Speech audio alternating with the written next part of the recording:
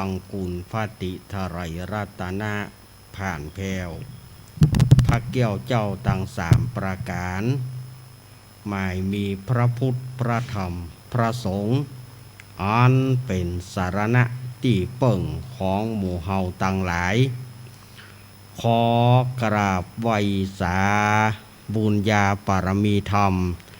ท่านอาจารย์ท่านพระครูอภิวัฒนวิกรมรองเจ้าคณะอำเภอดอยหล่อผู้อำนวยการสถานีวิทยุมวลชนคลื่นสีขาวขอสมัครเพื่อชาวประชาเจ้าอาวาสวัดปากตางเจริญผู้ดำเนินรายการเสียงธรรมแสงอรุณและรายการอู้จาภาษาธรรมพร้อมไปด้วยท่านครูบาอาจารย์พระมหาเถระพระเถรานุเถระพระสงฆ์องค์สามเณรทุกรูปทุกองค์ด้วยความเคารพอย่างสูงสุดยิ่งครับผมสวัสดีเจเจแล้วก็ขอแสดงความนับถือลุงนานป้าน้อยหนุ่มผาจ่อคนรูปหล่อตัวพร้อมกันนี้อาตมาภาพขอความผาสุกความเจริญในธรรมจงบังเกิดแก่คณะศรัทธาญาติโยมศรัทธาสาธุชนคนดีเฮาทุกท่านวันนี้รายการสารธรรมยามบ่ายยามแรงช่วงธรรมะเพื่อชุมชนทางสถานีวิทยุมวลชนคลื่นสีขาวเพื่อชาวประชาก็มาพบกันเหมือนเช่นเคยโดยมีตนตัวเก้ากับผมอาตมาภาพสามเณรรักปัญโยนันท์วัดสันเมืองตำบลหนองล่องอำเภอเวียงหนองล่องจังหวัดลำพูน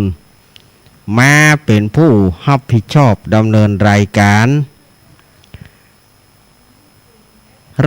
รนี้ก็จะมาพบปะกันนำสาระต่างๆมามาจากกันตั้งแต่เวลา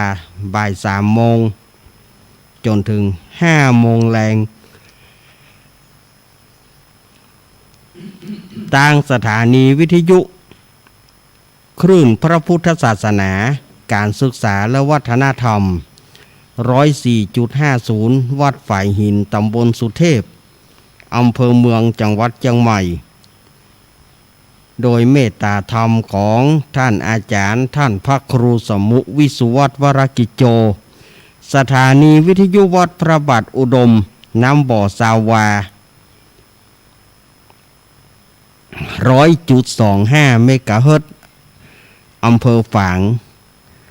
โดยเมตตาธรรมของพระเดชพระคุณหลวงพ่อสุจิตตานุรักษ์ด็อกเตอร์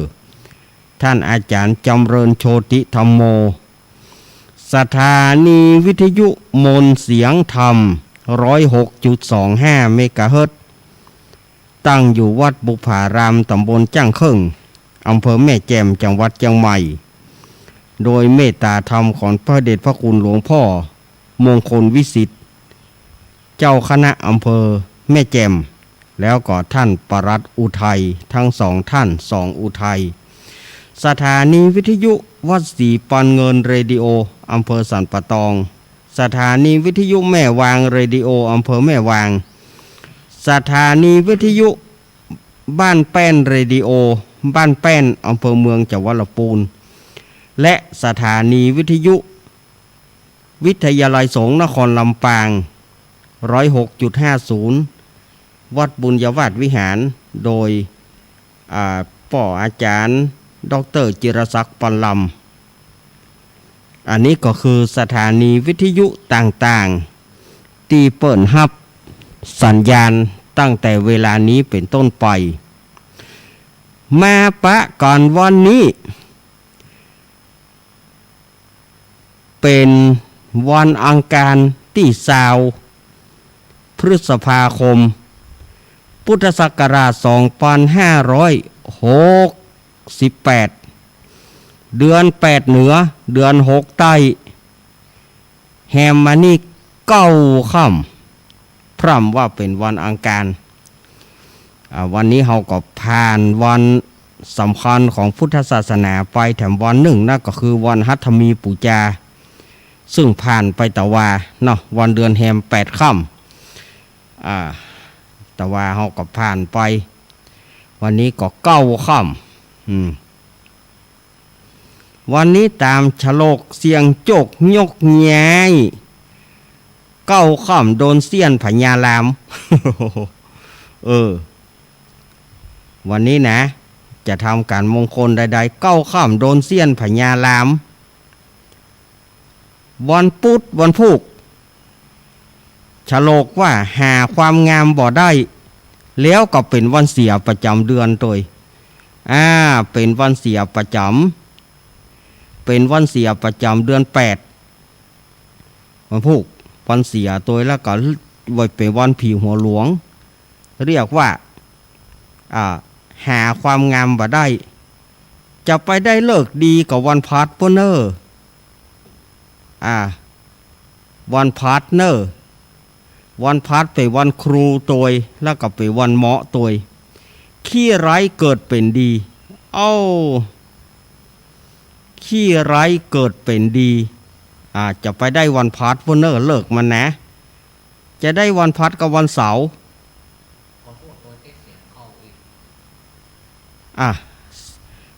ญาติโยมอาจจะได้ยินเสียงเล็ดลอด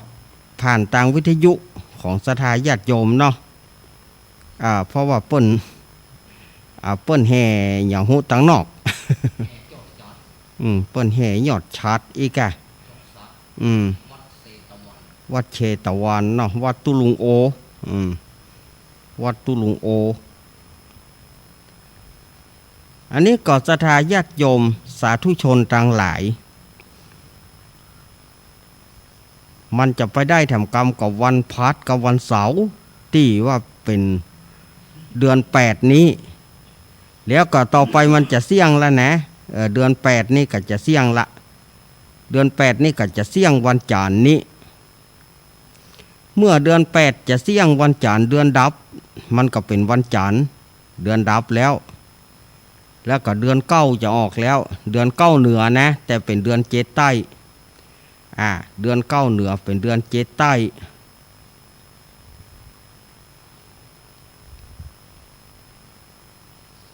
เนี่ยสถาญาติโยมเพอกำเดียวก็จะเสี่ยงเดือนละ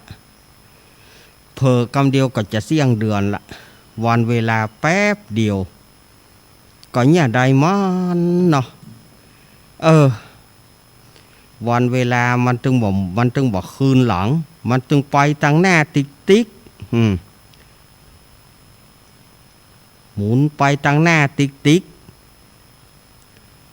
หมุนไปตามจักรราศีหมุนไปกำเดียวก็ค่ำกำเดียวก็แจ้ง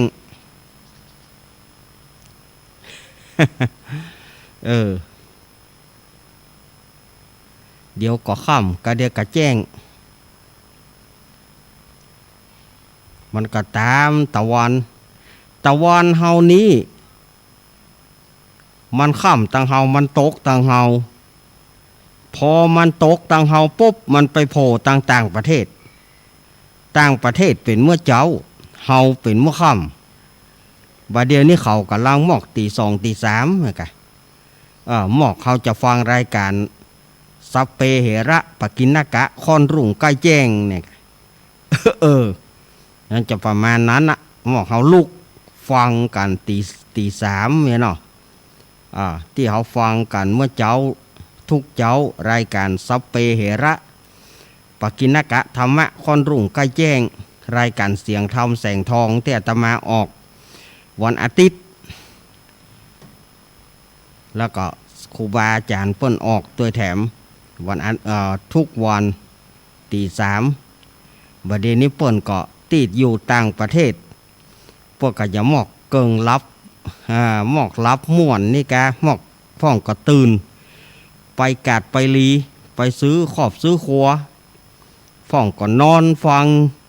รายการของเปิ้นถ้าว่าเปิ้นเป็นคนไทยเปิ้นเป็นคนไทยไปอยู่ต่างประเทศก็เข้าเว็บไซต์เอาก็ จะได้ฟังเสียงตังเมืองไทยเฮาโดยเฉพาะสถานีวิทยุคลื่นสีขาวเพื่อชาวประชาของเฮาเนี่ยตะวันมันตกบ้านเฮาแต่ไปโผล่ปุ้นต่างประเทศพอแจ้งมาตังเปิ้นค่ำตังเฮาแจ้ง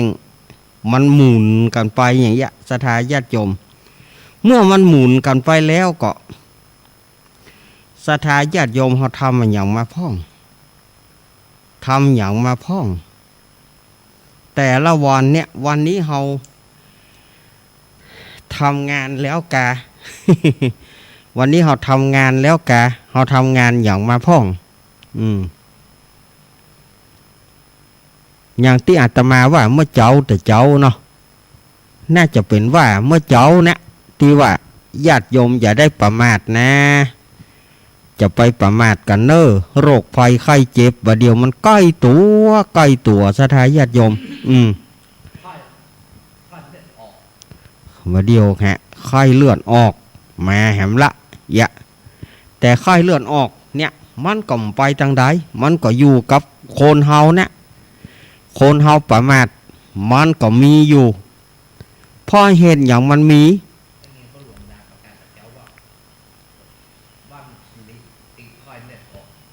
เพราะว่า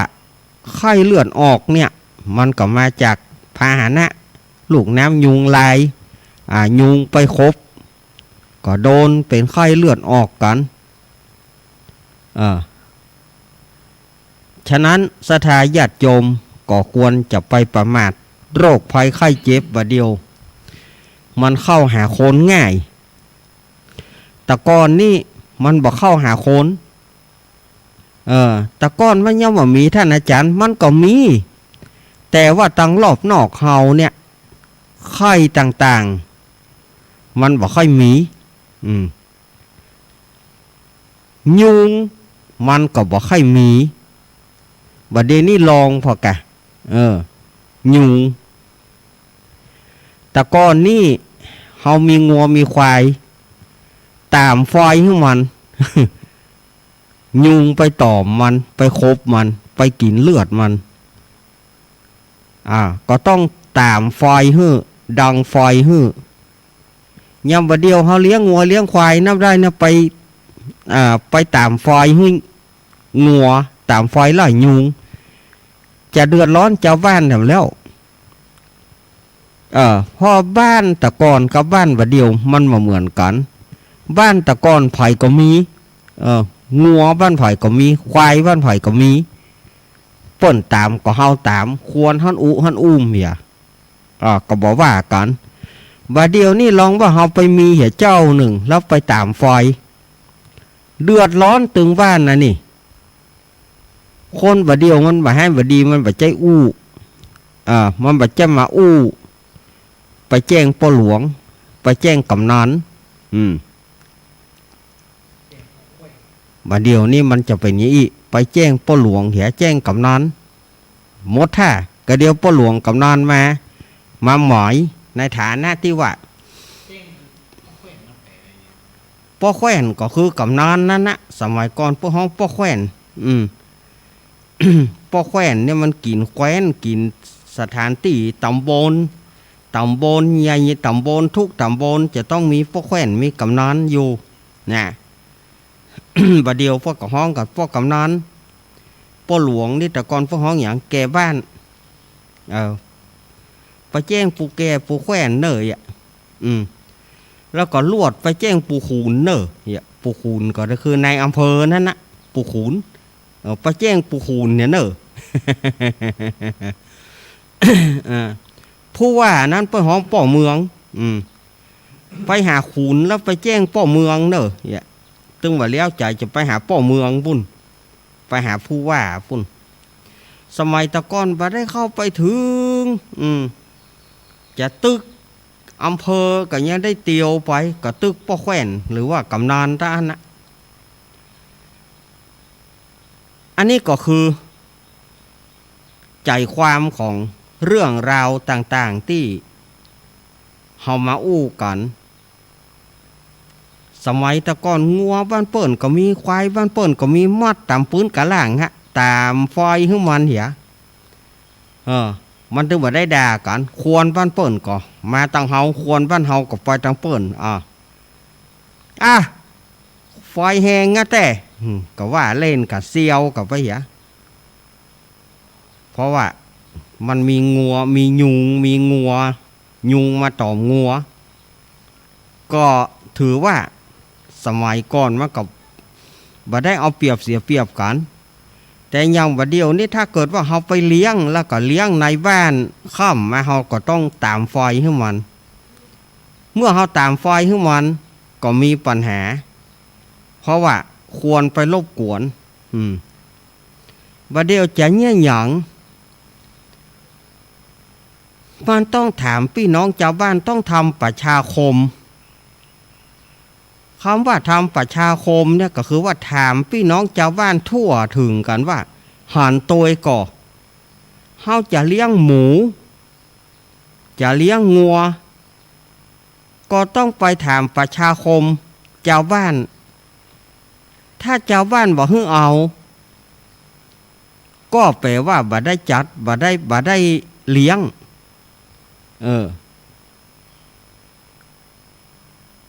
บ่ใจว่าสมัยก่อนเปิ้นก็เลี้ยงเฮาก็เลี้ยงเว้ย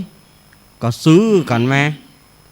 ซื้องัวซื้อควายมาเอามาเลี้ยงหน้าบัดเดียวนี้ไปซื้อควายไว้ซื้อควายไว้อย่างถ้าว่าฝนตกมาก็ได้ไถนาซื้อควายไว้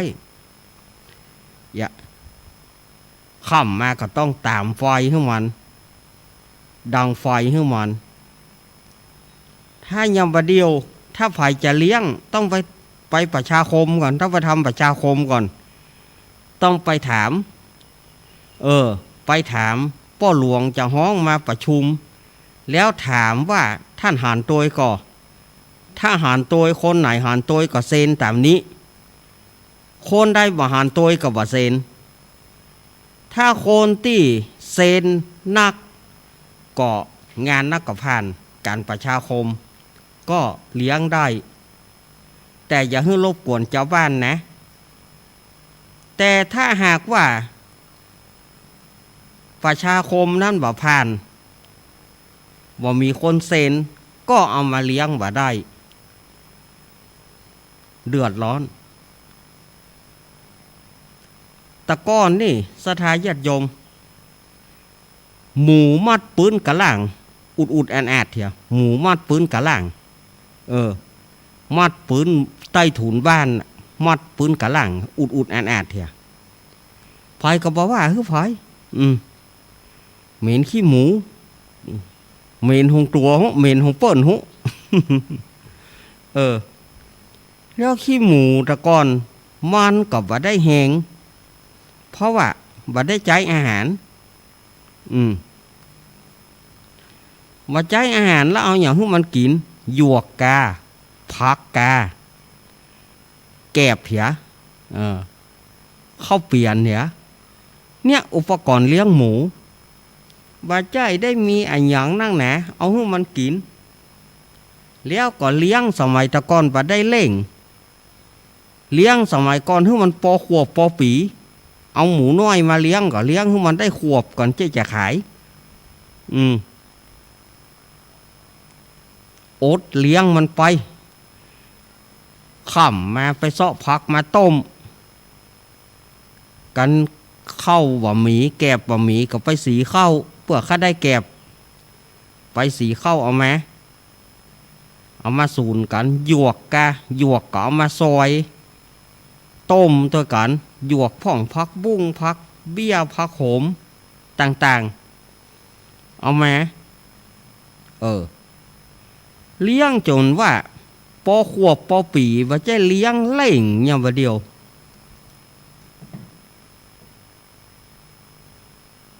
พอเมินเข้านี่เลี้ยงเมินเข้านี่ร้านบริษัทต่างๆก็เริ่มขายอาหารสัตว์ขึ้นมาประมาณยังบ่ถึงประมาณ50 ปีเนี่ยเอาว่าประมาณ50 ปีเนี่ย บริษัทต่างๆก็เริ่มเอาอาหารสำหรับหมูอาหารเสริมเอามาอ่อยเข้าให้หมูอย่างเช่นว่าของสุมาเนอร์ที่ขอเอ่ยนามเนาะห้างขายยาแป้ฟาร์มาซีสมัยก่อนๆนะผายเคยได้ยินห้างขายยาแป้ฟาร์มาซีก็ผลิตกัวเมดขึ้นมา ผลิตกัวเมดขึ้นมาบริษัทเจริญโภคภัณฑ์ก็ผลิตอาหารหมูไฮโกรฮอกโทนันซีพีขึ้นมา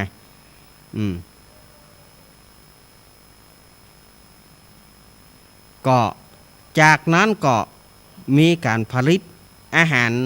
สำหรับสัตว์ต่างๆสำหรับหมูเช่นของเบทาโกรพ่องอะไรอย่างพ่อง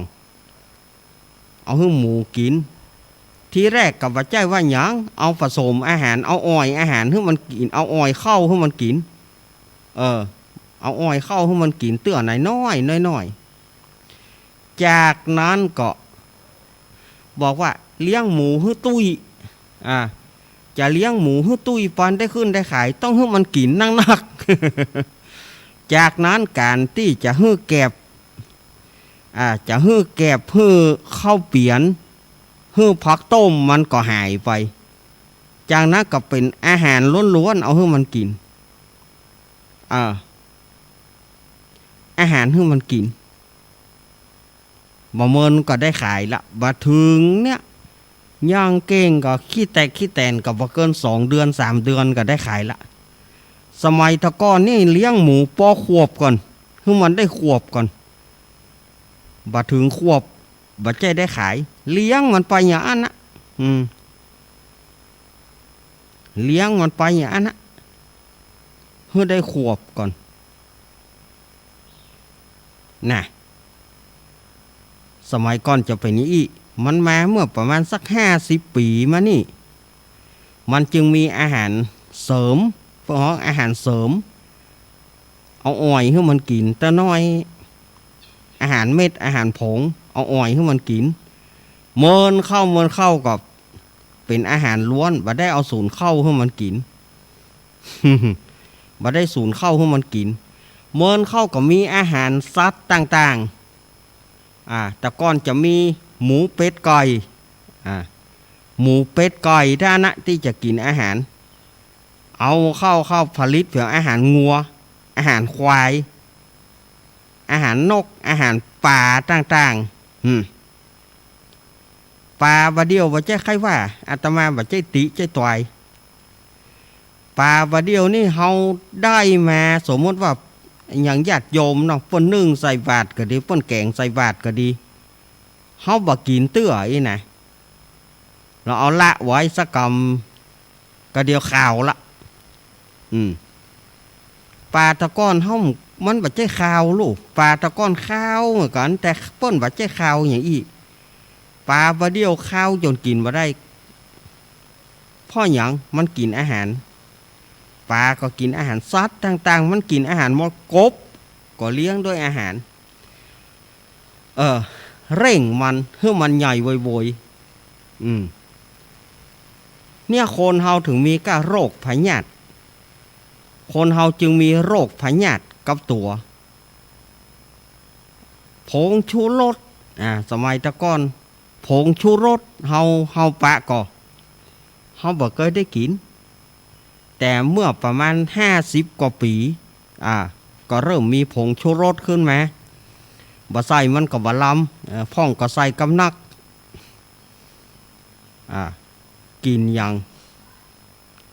ฉะนั้นเฮาก็โรคภัยไข้เจ็บมันก็จึงมีเบาหวานความดันไขมัน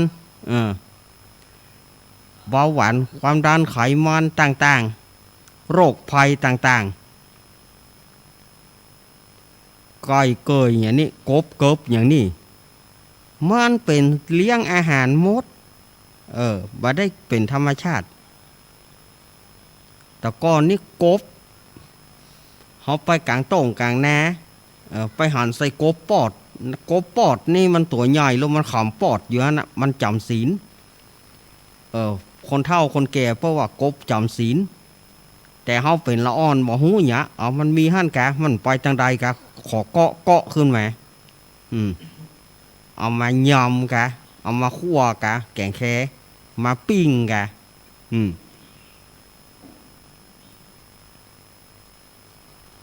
อย่าแล้วคนบะเดียวก็กินชิบกินหายนะศรัทธาญาติโยมว่าปีนี้ศรัทธาญาติโยมว่าก็โฟนตกแต่อึ่งบ่มี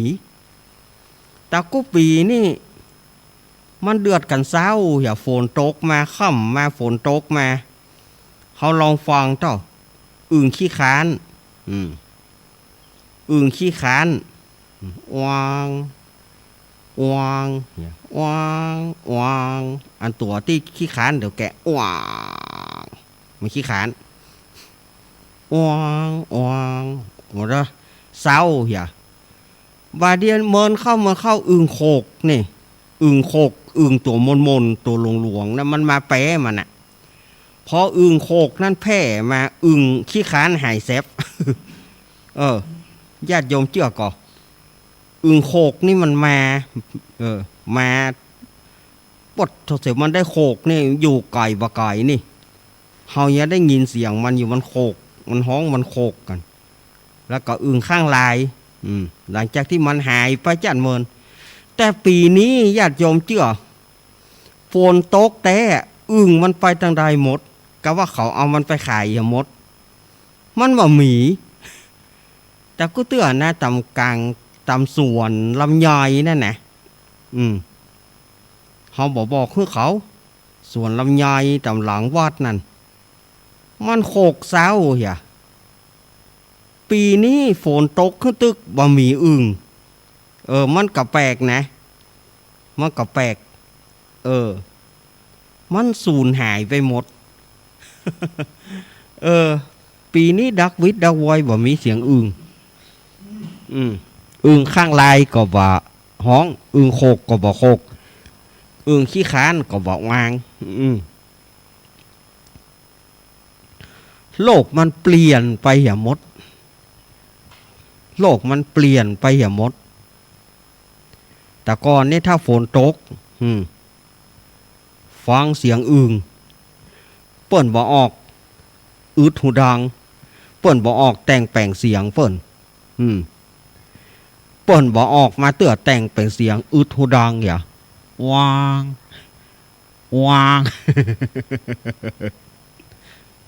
เขาว่าเหมือนแง่วเขาว่า เขาว่า5 เท่านี่เหมือนแง่วเขาว่า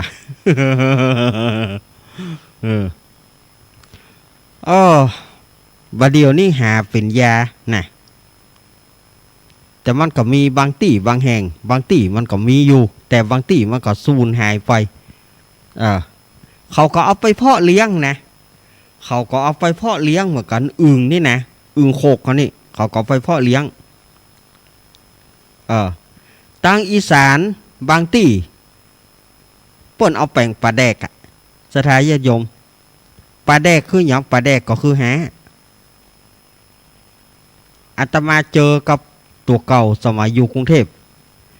เจ้าหมู่ลูกอีสานไปเอี่ยวบ้านแล้วก็ทีนี้ปิกไปศูนย์เนาะได้อย่างมาเนี่ยปลาแดกเขาก็จะกินกับมันสักกำไม่กันเนาะเขาอยู่ตามกรุงเทพมันบอกมีหากินย่าขอใส่หาสักกำเอา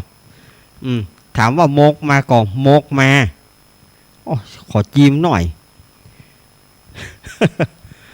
อันอย่างว่าสถานญาติโยมไปขาตัวเต้าเปิ้บเป็นขาแข่งเป็นขาอันอย่างนี่ปลาแดกขันอย่างอีปลาแดกอึ่งตัวปูดแงะกับกำนั่นขอตัวเข้าห้องน้ำบ่รอแหกขอคิดไปไหนเข้าก็บ่กินเดี๋ยวก็ขออนุญาตเข้าห้องน้ำก่อนสุมาเด้อขยิ่วโล่นไปได้เหนียวได้เหย่าอย่างแหกนี่จนว่าไปเจอปลาแดกไปเจอหาอึ่ง ธัมโมสังฆังกำนั้นมันเอามาแถมตึ้งบะถามมันจะเป็นป่าก็เป็นอย่างก้าห้องก็ตึ้งบะถามกินก็มันทำซ้ำนี่เปิ้นว่าลำว่ะแต่เขากินว่าได้อะเขากินว่าได้อย่างสะพองมาอบเป็นตัวอ่ะโธ่เตื่อเปิดปิโตมาอบเป็นตัวตบเปิบตะปาเผียปดโธ่เน้นตนได้มักเอาไปไผ่มักเอาไปก็มากับศรัทธามาเอาศรัทธาเอาไปเขากินว่าได้ค่อยนะเหมาะเพียงไหนกระจ่างเดี๋ยวมันเป็นตัวกินว่าลงกินว่าลงถ้าลาบคั่วนี่กินกะลาบคั่วนี่เขากินอันเป็นตัวตะเปิบตะปาบนะมันสุมาระยะยมมันต้องกินถึงได้มันกินว่าลงหันศรัทธามามากกว่าอบเหมาะมากกะมากเอาไปใส่ถุงไปยังเมื่อกี้เนี่ย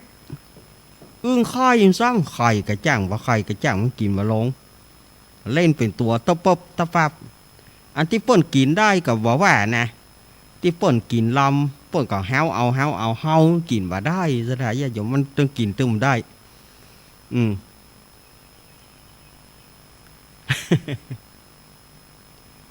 อย่างบางตีพวกก็แอบเขียดแอบเขียดนะบางตีนะก็เขียดก็ย่างหายเหลือกันนะเป็นตัวตบปบเหมือนกันที่เข้าก็ยังแอบเขียดเนี่ยว่ามันเป็นอย่างไรก็ไปว่ามันแอบไปตัวนะสถานญาติโยมใส่ข้าวมินจะไข่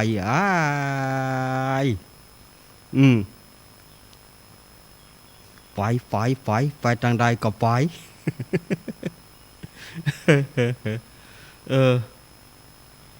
ยอมกินข้าวบะได้ดีกว่า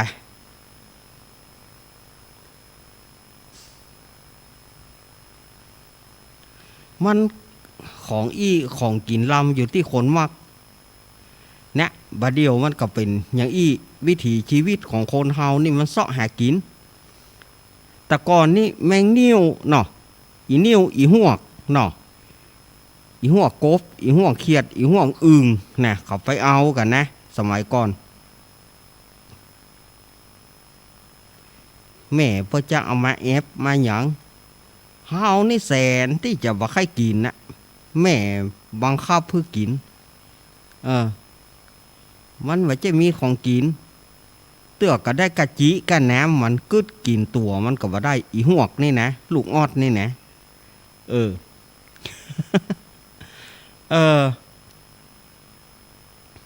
ของอย่างมันก็มักไผ่มักมันเนาะแสดงว่าเฮาก็ตึงบอกว่าเปิ้นกินได้เฮาก็ตึงบอกว่าอย่างไปตัวเนี่ยเปิ้นกินได้เฮาก็ตึงบอกว่าแต่เฮานี่ขอบายโบดมันกินบ่ได้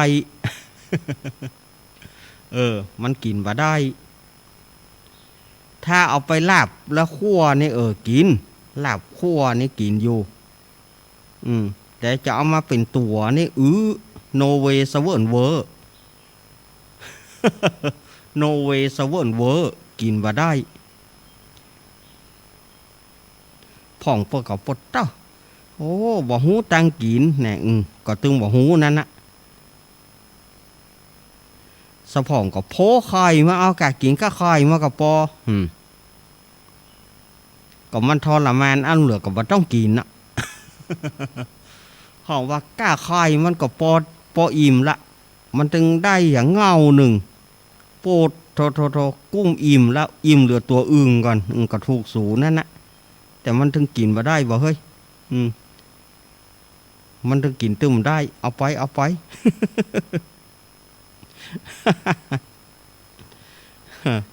เนาะ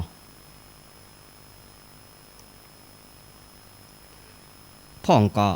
เอาแห้งเนาะเอาแห้งย่างนั่นนะเอามายอมพ่องก็ว่าล้อมพ่องก็ว่าล้อม เดี๋ยวมันเป็นวิถีชีวิตอึ่งแห้งอึ่งยอมมันไทยย่างปลาแห้งนั่นเนาะเปิ้นย่างแล้วอ่ะ เปิ้นย่างแล้วเขาเอามายอมเฮ้ยฟ้องพวกก็มักนะฟ้องพวกก็บ่มักอันนี้คือวิถีชีวิตต่างๆที่สมัยตะก่อนที่อาตมาว่าบัดเดียวนี่เขาจะเอาหมูมาเลี้ยงก็ต้องถามพี่น้องชาวบ้านถามบ้านใกล้เฮือนเคียงก่อนถ้าบ้านใกล้เฮือนเคียงบ่อนุญาตบ่ประชาคมฮื้อก็เลี้ยงกันบ่ได้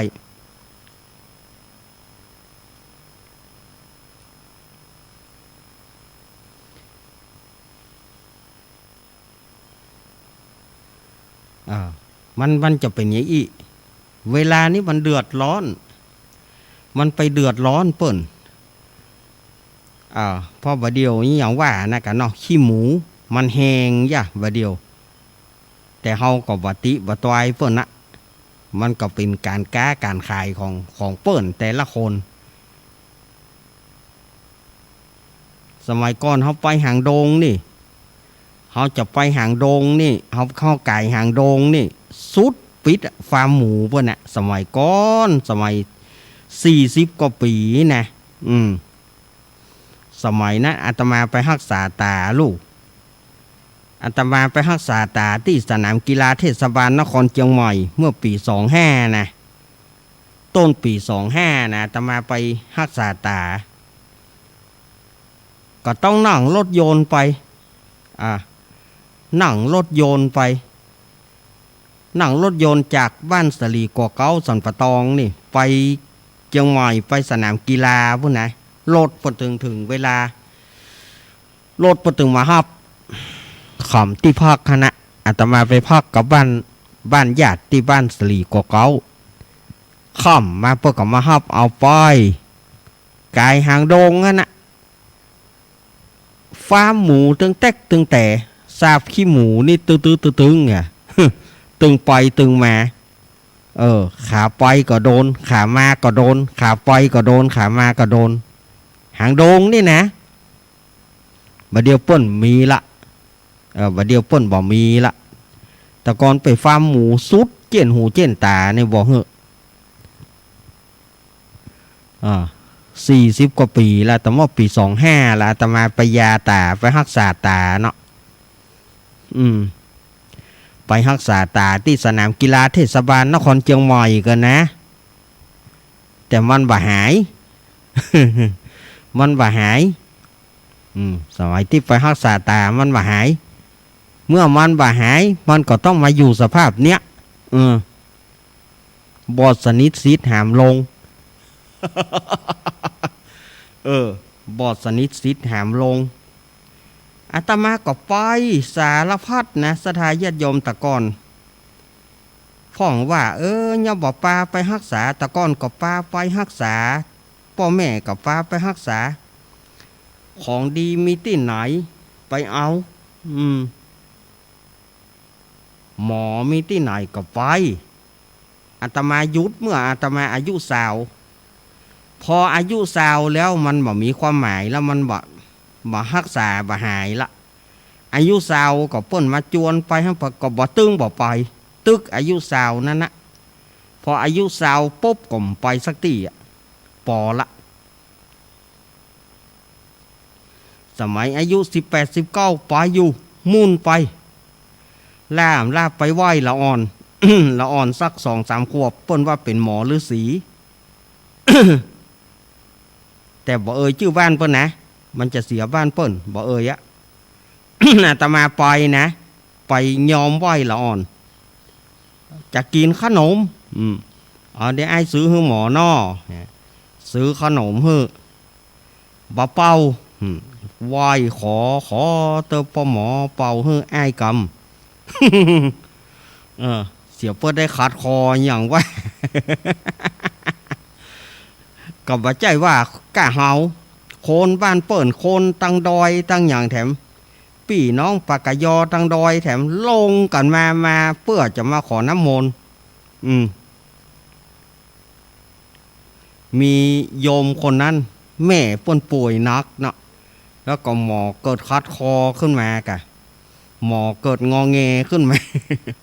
เข้าใจหมอเฮ้ยแม่ไอ้จะตายถ้าไอ้ขึ้นไปถ้าจะมาได้หางเลี้ยว ถ้าไอ้ขึ้นไปถ้าจะมาได้หางแม่ไอ้เลี้ยวเข้าใจหมอเฮ้ยว่า จะกินขนมอย่างไอ้จะซื้อให้จะกินกล้วยทอดก็ไอ้จะซื้อให้จะกินอย่างไอ้จะซื้อให้พ่อหมอจะไปคัดคอกะ กึดไปกับอีดูมันเหมือนกันอีดูพี่น้องปากกยออยู่บนดอยเนาะให้ไว้หมอก็บ้าเป้าคัดคอหย่ำหู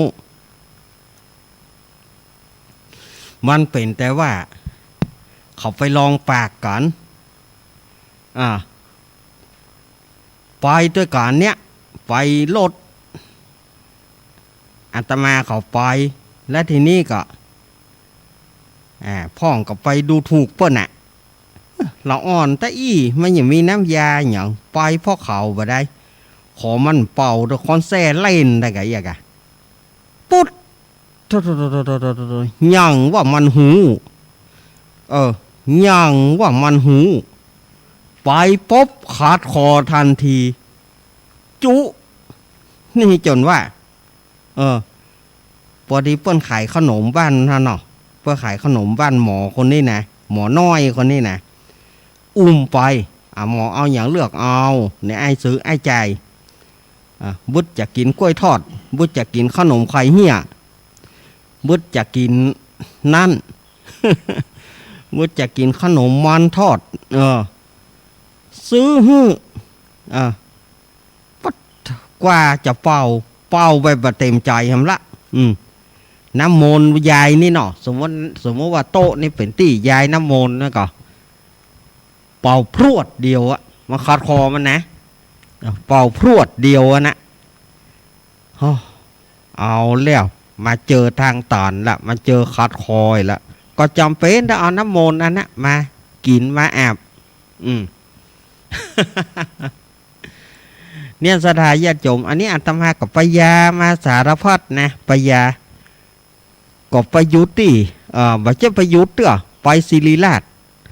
สมัยนั้นอาตมาอยู่กรุงเทพหมอศิริราชโรงพยาบาลศิริราชนี่ถือว่าเป็นโรงพยาบาลใหญ่ของกรุงเทพเปิ้นมาตรวจดูเปิ้นก็บอกว่าคุณครับผมรักษาบ่ได้เนอะตาคุณรักษาบ่ได้ผมเสียใจด้วยเนอะคุณเนอะเปิ้นก็บอกรักษาบ่ได้ก็เลยไปได้หันเปิ้นป่อบ้านเจ้าป่อแหนคำเจ้าป่อแหนคำนั่นเปิ้นอยู่กับบ้านแต่ก่อนเปิ้นอยู่เหนือบ้านอาตมาไปเปิ้นลงเปิ้นก็ถึงว่าบ่ต้องปล่อยมันบ่หายเปิ้นก็ถึงบอกนะมันบ่หายเล่นเหยแต่ด้วยความว่าเฮาเป็นบ่าวเนาะเฮาเป็นบ่าวเฮาก็ไข้หายเฮาก็ไข้หอนก็โดนด้านไปจนว่ายุดอายุสาวนะหืออายุสาวก็ตึงไปทางใดสักที่หืออายุสาวก็ยุดกึกเลยบ่ไปเพราะว่าถึงไปก็ไร้ความหมายแล้วมันบ่มีทางที่มันจะหันบางคนเพิ่นก็ใส่ตาเทียมถามว่าตาเทียมเนี่ยมันหันก็มันบ่หันใส่ให้มันดูดีก็ก็จะป่วยใส่มันเนี่ยยังเอาแก่ตาออกเอาบ่กอกเขายัดเฮาก็บ่เอาก็มีคนมาถามอาตมาเรื่องตาเทียมเนี่ยอยากจะให้อาตมาไปใส่แล้วมันหันนี่เอากะใส่แล้วมันบ่หันนี่ก็ป่วยกันมันเนี่ยยัง ใส่มันบ่หันมันก็ป่วยกันมันเนี่ยยังไปใส่มันเนี่ยหือก็เลยบ่ใส่แต่ก้อนเป็นละอ่อนเนี่ยอาตมามืนตาได้ปกตินะแต่มันบ่หันนะแต่มันก็หันวุ่นวายอยู่เช่นแสงไฟกะ แสงเตียนกะเนี่ยเป็นขโยมนี่ เป็นขโยมนี่ผ้าน้อยผ้าน้อยตามเตียนตามโกมไว้เนี่ยเขาหันแสงมันดูแวบแวบ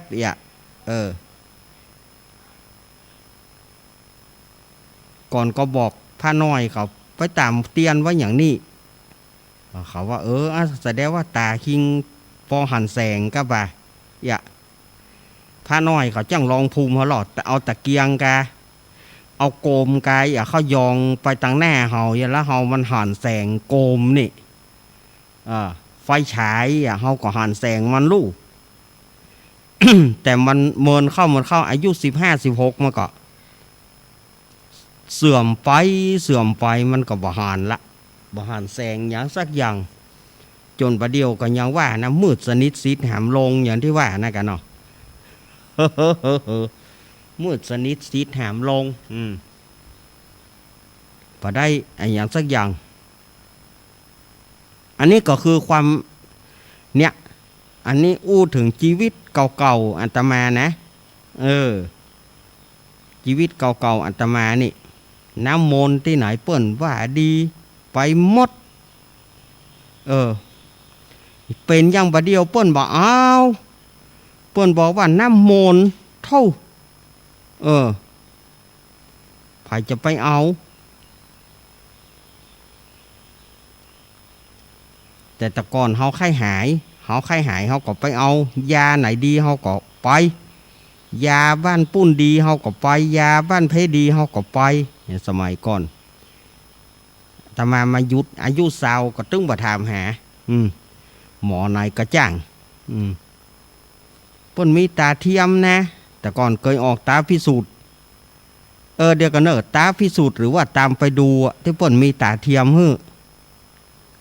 เฮาไปดูว่ามันหานก่อเฮาไปฟังทีวีว่ามันบ่ใจหานนะใส่แล้วมันบ่ใจหานดูมันใส่ดูเท่ดูดีบ่ได้มันมืนได้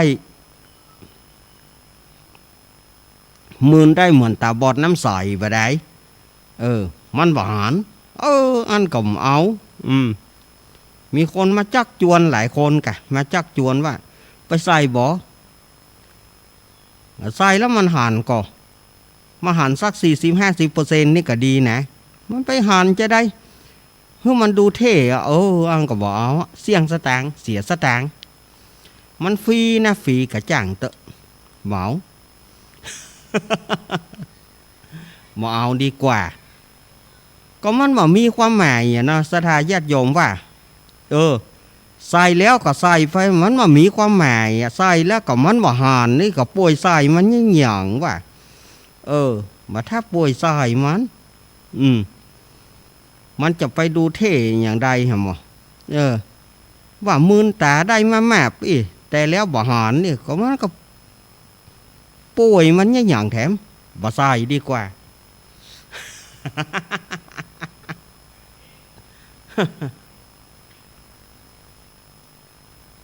นี่อันนี้ก็คือความหมายที่อาตมาเอามาแล้วก็เลยลวดไปถึงชีวิตตัวเก่านะว่าบัดเดียวเนี่ยสภาพแวดล้อมมันเปลี่ยนไปแต่ก่อนฝนตกเย็นไป2-3 วันปุ่นบัดเดียวฝนตกโดยก็ฮ้อนโดยฝนตกมีก็ฝนที่หาเย็นบ่มีญาติโยมว่าธรรมชาติเฮามันเปลี่ยนกันไปหมดมันเปลี่ยนกันไปแต่ก่อนฝนตกมาตวงน้ำฝนเอาน้ำคุเอาอย่างไปลองน้ำฝนตวงน้ำฝนกินน้ำฝนเย็นดีหอมดีเดี๋ยวเขาบอกเชื้อโรคมีบนหลังคาน่ะมันขี้ซาก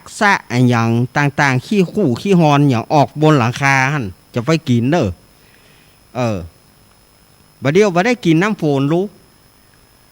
เขาว่าน้ำฝนบ่สะอาดแต่ก้อนนี่น้ำฝนเนี่ยสะอาดที่สุดละแต่ก้อนน้ำฝนสะอาดแต่ก่อนเขาอยากกินน้ำออกไปกอบ กินน้ำห้อยตีนงัวห้อยตีนควายนี่สถานญาติโยมว่าห้อยตีนงัวห้อยตีนควายนี่เฮายังไปกอบกินน้ำเฮาก็บ่เป็นนิ้วเฮาก็บ่เป็นหยังบาเดียวนี่ขนาดว่าน้ำสะอาด ฆ่าเชื้อแสงอุลตราไวโอเลตน้ำประปาเนี่ยฆ่าเชื้อหมดแล้วใส่คลอรีนผงคลอรีนเข้าไปบอกว่าแสงอุลตราไวโอเลตอะไรอย่างอ่ะมันก็ยังกินบ่ได้เตื้อคนก็ยังบ่กินบ่บริโภคเตื้อสมัยตะก้อนเฮากองก็เฮาจะได้กองเพื่อก็ตวงก็ได้กินได้มันหอมบัดเดี๋ยวนี้ลองกะมันไปกับขี้คู่ขี้หอนขี้คู่ขี้หอนขี้อย่างสะปะสารพัดมันตกมาจากหลังคาบะกองก็มันเป็นที่กินน้ำประปาก็ต้องมาอาศัยกองของกำก่อนเพราะว่าใส่คลอรีนนักลำไปนั่นคลอรีนนักลำไปก็ทำให้เป็นหินปูนไอ้ยาวโบบาเดียวเนี่ย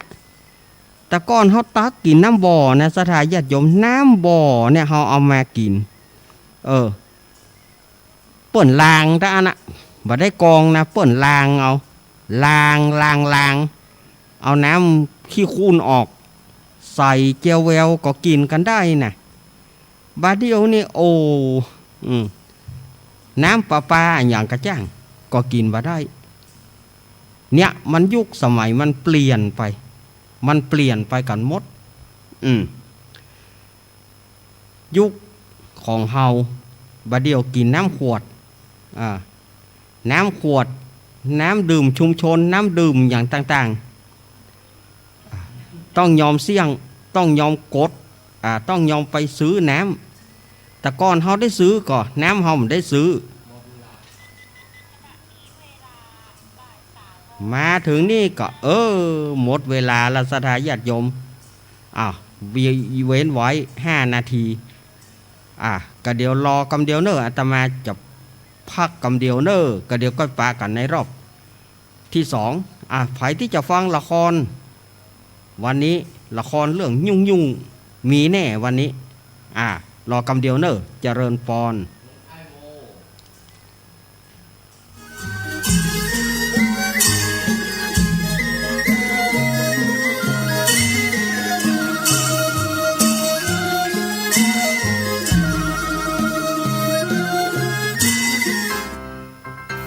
น้องๆหน้าหนาวนี้ไปแอวเหนือเฮาพักที่นี่บ่รีสอร์ทนี้ดีขนาดมีเครื่องทำน้ำอุ่นระบบแก๊สเอาไว้ให้พร้อมแต่ก็ต้องระวังเนอะเครื่องทำน้ำอุ่นระบบแก๊สมีคนตายมาหลายรายแล้วจะอั้นเลยกะอ้ายก็นึกภาพเอากะเปิดเครื่องทำน้ำอุ่นระบบแก๊สในห้องน้ำถ้าบ่มีพัดลมดูดอากาศการหมุนเวียนของออกซิเจนมันจะดีได้จะใด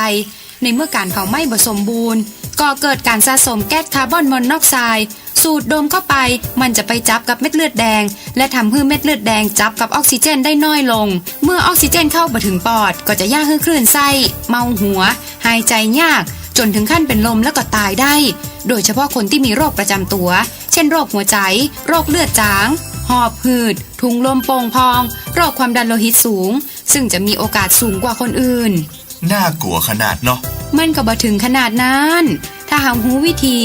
คือถ้าอาบน้ำด้วยเครื่องทำน้ำอุ่นระบบแก๊สบ่ดีอาบเกิน10 นาทีจะต้องเปิดพัดลมระบายอากาศหรือให้อากาศถ่ายเทได้ดีอันนี้ก็จะช่วยได้นักถ้าหมู่เฮาแค่หูข้อมูลเพิ่มเติมโทรสอบถามได้ที่กลุ่มสื่อสารความเสี่ยงและพัฒนาพฤติกรรมสุขภาพสำนักงานป้องกันควบคุมโรคที่1เชียงใหม่053-140-771-6หรือสายด่วน1422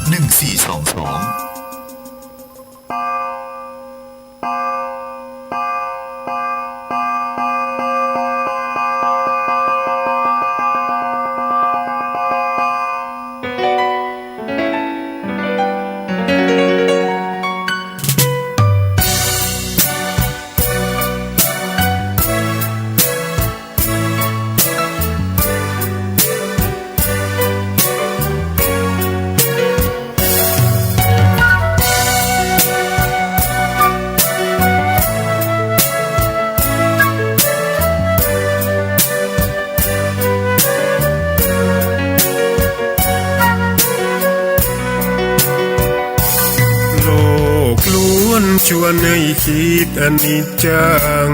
ทุกสิ่งไม่ยั่งยืนจีรังย่อมผุพังตามกาลเวลาจะฝืนให้ยั่งยืนจนสิ้นโลกาอย่าได้หวังดังปรารถนาองค์พระพุทธาท่านตรัสสอนไว้เกิดแล้วคงไม่แคล้วต้องชราแก่อาคราวแก่สมปัญญาทั่วภารามีถมไปเจ็บทุกข์ย่อมเวียนวนมีพ้นใครๆสัตว์โลกล้วนรู้แน่แก่ใจเกิดแก่เจ็บตายหลีกไปไม่พ้นใครหลงคิดหลงจิตอัตตา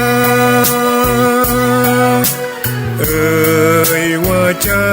แจ้งกมลแม้นใครปลงได้คงสุขล้นชีวิตมีมองมนเกิดมาเป็นคนสมบูรณ์ดับหายเพียงร่างกายไว้ชีวาแต่กุศลผลกรรมทำมาย่อมแปลงค่ากลายเป็นทุนส่งผลให้ทุกคนเวียนวนไม่สูญสุขและทุกข์เป็นไปตามทุนที่พวกคุณได้ก่อทำมา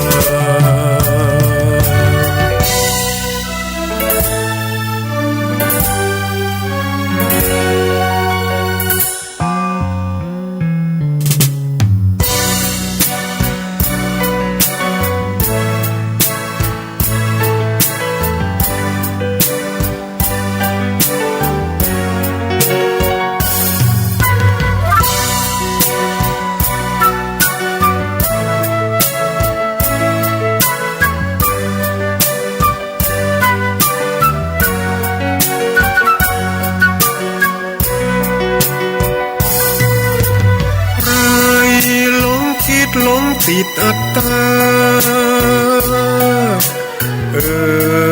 ว่าใจแจ้งกมลแม้นใคร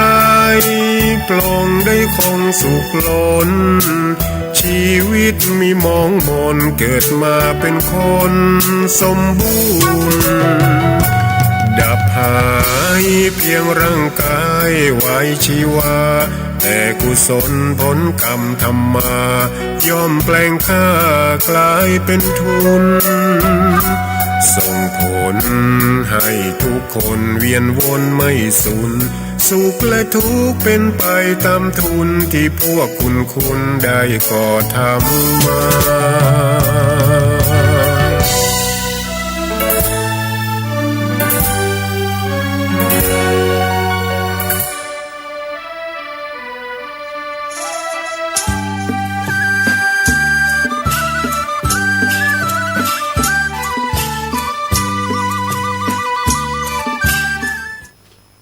เอาละศรัทธาญาติโยมสาธุชนคนดีเฮาทุกท่านอาตมาก็ไปพักผ่อนเหี่ยกรรมบ่เจ้าพักผ่อนอย่างไปทำธุระเหี่ยกรรมแล้วก็เตียวไปเตียวมาเตียวไปเตียวมากับฉันยาเหี่ยหน่อยยานี้เปิ่นก็ต้องฉันก่อนมันจังลืม ยานี้มันขี้ลืมเฮาบ่ฉันยาก็บ่ได้เพราะว่ามันเป็นเบาหวานเนี่ยมันจะต้องกินยาลดก็ยาลดน้ำตาลคนเขาว่ายาลดน้ำตาลเพราะยาลดน้ำตาลตัวเนี้ยพอเขาใกล้ละก็บ่เมินบ่นานก็ได้ไปกวดละเดือนหน้าก็ได้ไปละสถาญาติโยมป่ะอย่างที่อาตมาว่านะไปกรรมก็ได้ยา1โปกนั่นนะไปกรรมก็ได้ยา1ถุงใหญ่ๆบิ๊กทั้งนั้น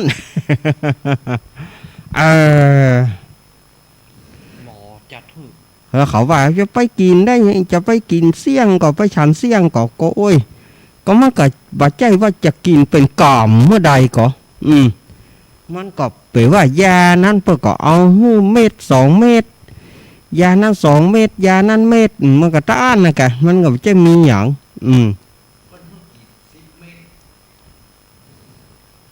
เพราะบางทีมันก็บ่เจ้าว่าไปกินจนขนาดนั้นก็บ่ใจโอ้ก็อยู่กับยานะสถาญาติโยมถ้ามียานี่ก็ตายบ่เดียวนี่นะคนเฮาอยู่ได้กับยาเฮาบ่มีโรคบ่มีภัยก็จะยังแควนหน่อย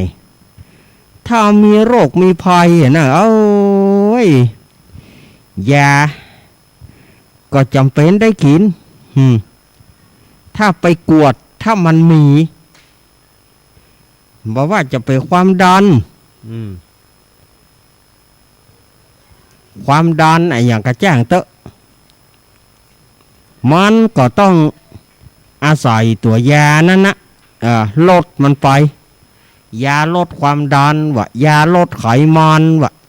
ยาลดน้ำตาลเบาหวานวะยาเบาหวานก็ต่างหากนะยาเบาหวานแก้เบาหวานก็ต่างหากมันบ่ใจแก้มันเป็นบรรเทามันบ่ใจได้แก้นะมันเป็นบรรเทาคือมันทุเลาลงกินยาตึงวันนี่บ่ใจว่ากินยาเพื่อแก้เบาหวานถ้าแก้นี่มันหายแต่ว่าในปัจจุบันเนี่ยมันเป็นยาทุเลาคือมันทุเลาคือมันบรรเทาลงบรรเทาความหายลง มันบ่ใจว่ากินละหายอันนั้นเพราะเขาว่ายาแก้สมัยก่อนยาแก้ลิ่มมาก่อนกัดต้องกันอย่างพ่อแม่เอามาฝนขลักเอาให้กินยาแก้ยาเมืองนี่มันแก้แต่มันเป็นยาแก้แต่ยาไทยนี่มันเป็นยาบรรเทายาทุเลาเบาบางอาการต่างๆนะ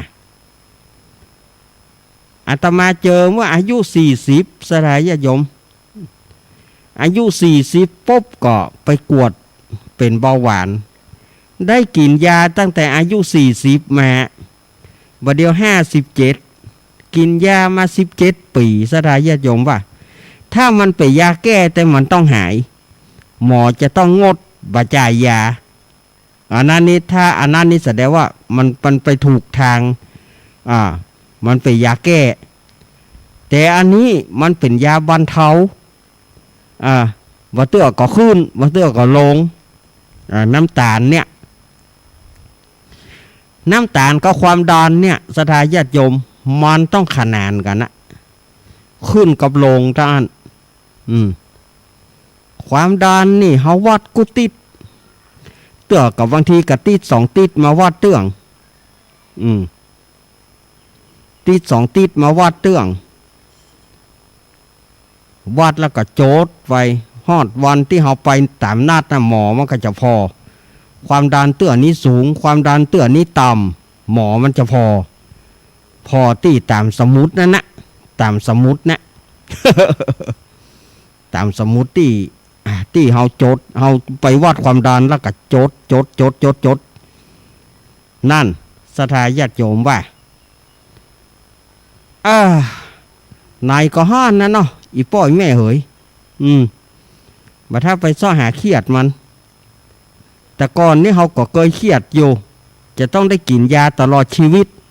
แต่บัดเดียวนี่มันก็เป็นธรรมดาบักกินเนอมันก็บ่มั่นใจเหรอมะ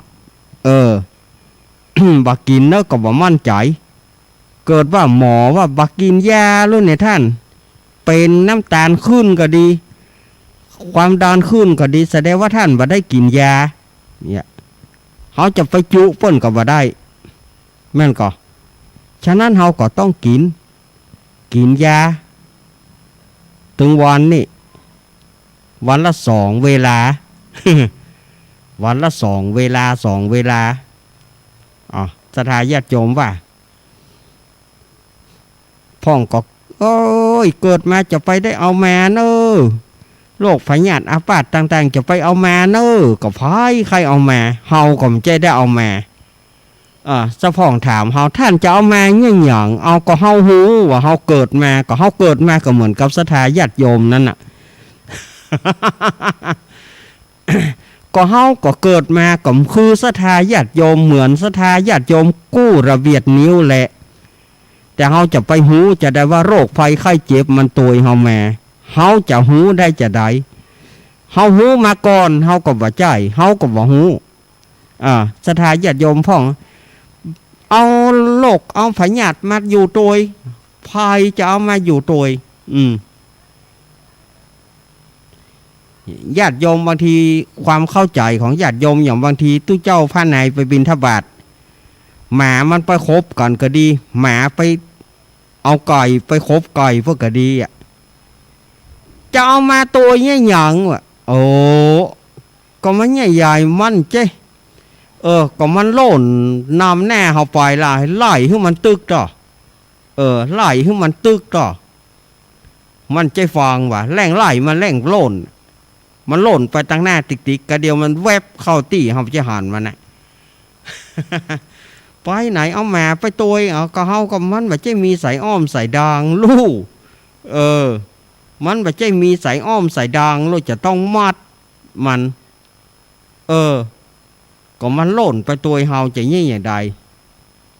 เนี่ยญาติโยมบางทีว่าเข้าใจหาว่าเป็นตา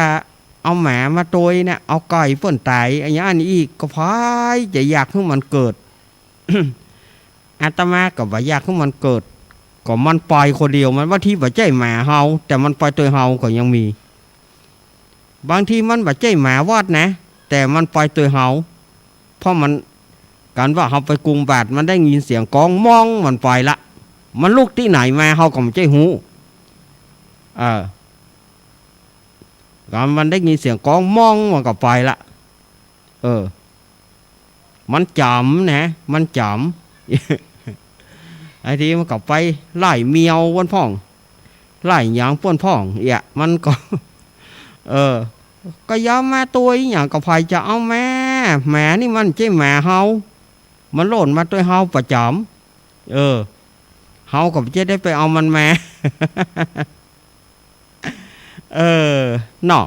อันนี้บอกอู้กับศรัทธาญาติโยมเฮาบ่ได้นะอู้กันเอาม่วนเอางานเนาะแม่ศรัทธาญาติโยมแต่กี้ได้บอกว่าวันนี้จะเอาละครเพลงมาเล่นวันนี้มากันละเนอะทีมงานมากันโล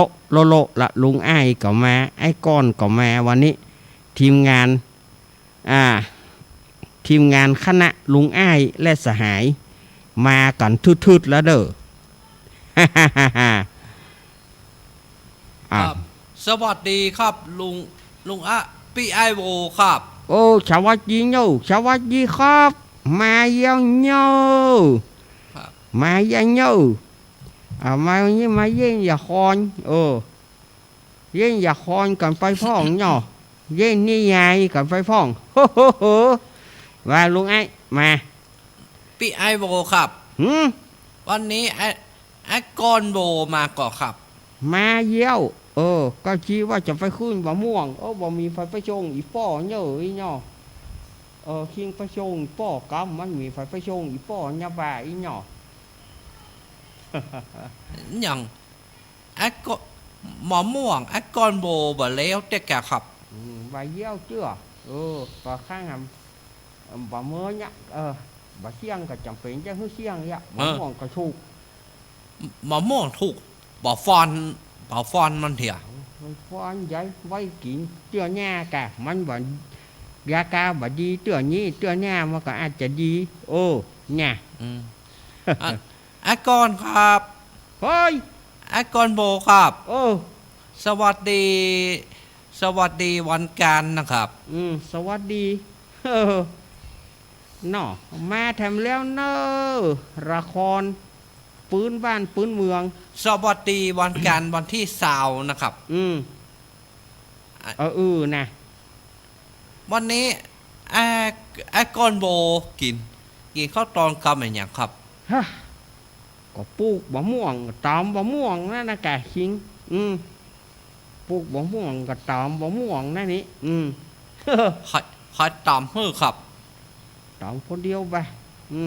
คนเดียวมันลามดีบ่ลามเฮาก็ถึงว่าคนเดียวเฮาลามก็ถึงว่าคนเดียวเฮาว่าข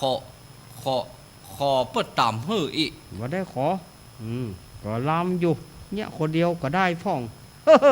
แม่วันนั้นไอ้กอนโบไปช่วยงานญาติของผมก็ครับไปปูโทโคนนี่บ่ทนักแต่นักว่าคิงว่าไป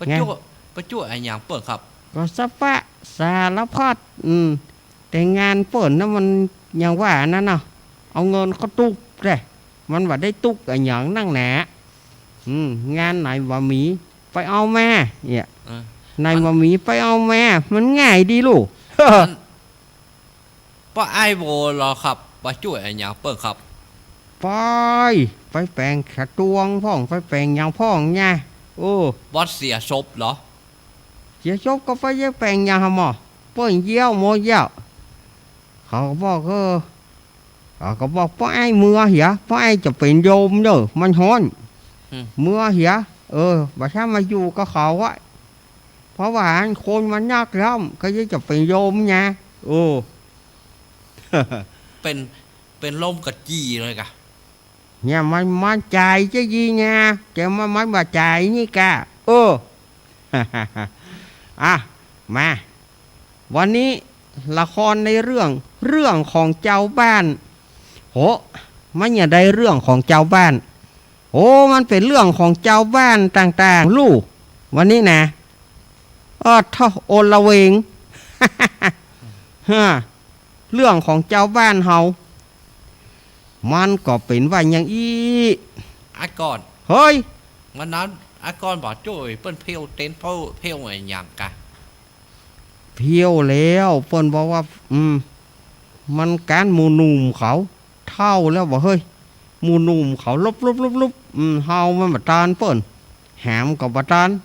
แข้งขาก็บ่โวยว่ะ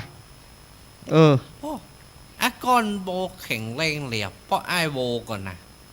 อ้ายนี่อู้ซึงอย่างใดนะก็ป้อ5 เท่าโอ้ยคิงก็หาที่ว่าเนาะนี่หาจะเล่นละเรื่องของเจ้าบ้านตัวเก้าแข็งแรงหนักเป็นแข้งขาอย่างด้านล่ำบัลเลยมันเป็นการหมู่หนุ่มเขาลบมันโหล่นตัวเขาว่าใจตานว่ะวันนี้มาเล่นละครประกอบเพลงเนาะวันนี้มาเรื่องของเจ้าบ้านอีแม่บุผาใส่ชนกาอีแม่บุผาเปิ้นอยู่ดีๆเปิ้นก็ว่าเฮ้ยอันใดกระตุกคนชั่วอยู่คนดีตายว่ะนักร้องที่เสียงดีๆยมมาบานเอาไปหมดเฮ้ยช่วยหน่อยเตอยมมาบานเจ้าขาฟังที่ฉันว่าเหี่ยกำเตขอยมมาบานฟังอีผาเหี่ยกำเตเรื่องความเป็นมาเป็นไปอย่างใดอีผาข้าเกียรติล้ำไปอีผาขอฟ้องยมมาบานเฮ้ยอยู่ที่ไหนยมมาบาน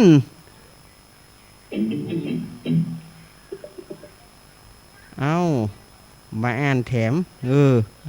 เดี๋ยวกันเนอะมันเกิดคัดข้องหำละ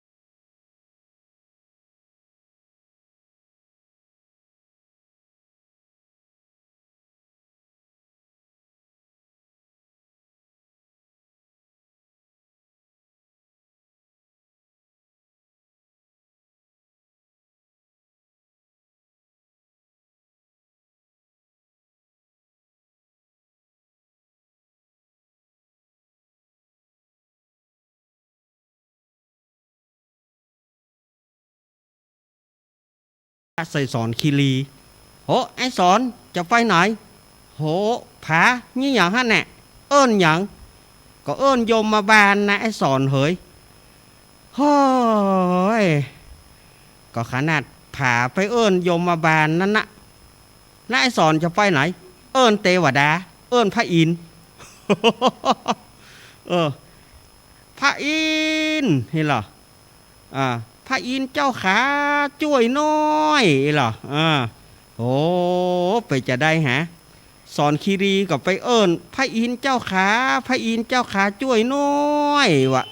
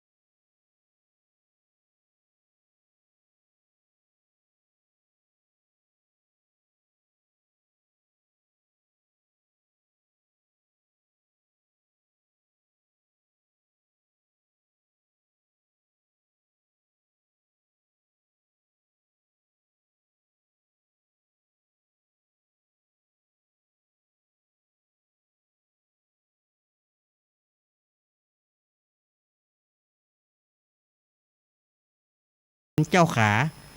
บุปผาก็ไปห้องยมมาบานเจ้าขาโอ้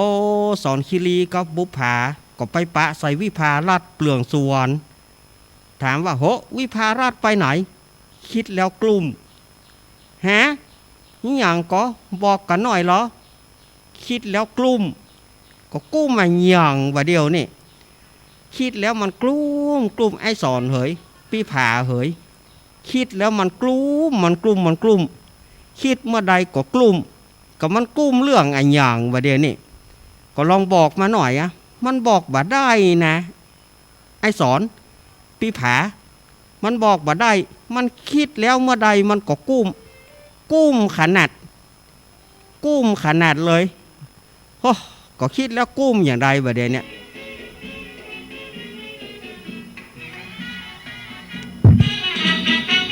คิดแล้วกลุ้ม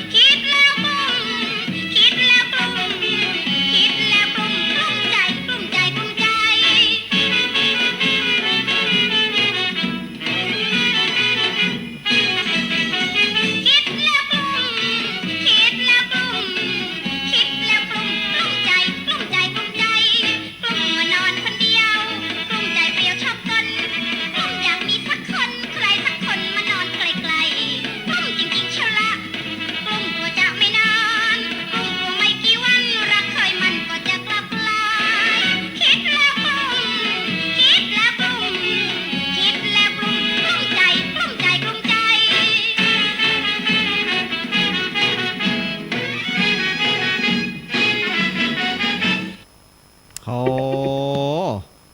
เป็นว่ากุ้มใจขนาดก็เลยชื่อปี่วิภารัตน์เปลืองสุวรรณก็เลยเอิ้นมาคิดแล้วกลุ้มคิดแล้วกลุ้มยามนั้นอัศนีโชติกุลซึ่งอยู่บ้านหิมกันอัศนีก็ว่าไผมากุ้มใจอย่างนี้ ฮะไผมากุ้มใจอย่างนี้ก็อีปี้แหละป้อมเหยอีปี้น่ากะกุ้มใจก็กุ้มใจอย่างล้ำเหลือมันกุ้มใจนะก็มันกุ้มใจเรื่องอย่างบอกคือผมก็ได้หรออัศนีโชติกุลก็ว่ามันกุ้มใจอย่างบอกคือผมเหรอมันกุ้มใจนะป้อมนะก็มันกุ้มใจอันอย่างบอกมาแหละก็มันบอกบ่ถูกนะมันกุ้มใจปะแต่ก็มันอย่างใดมันกุ้มใจอันอย่างก็บอกกันแก้โอ้ยบอกกันแก้มันกุ้มใจเรื่องใดก็บอกคือกับผมจะได้หูมันบอกบ่ถูกนะป้อมนะมันกุ้มใจกุ้มใจกุ้มใจฮะอากาตามเรื่องเต้าเว้ยตามเรื่องเต้าเว้ยพอมันกุ้มไปหั่นน่ะ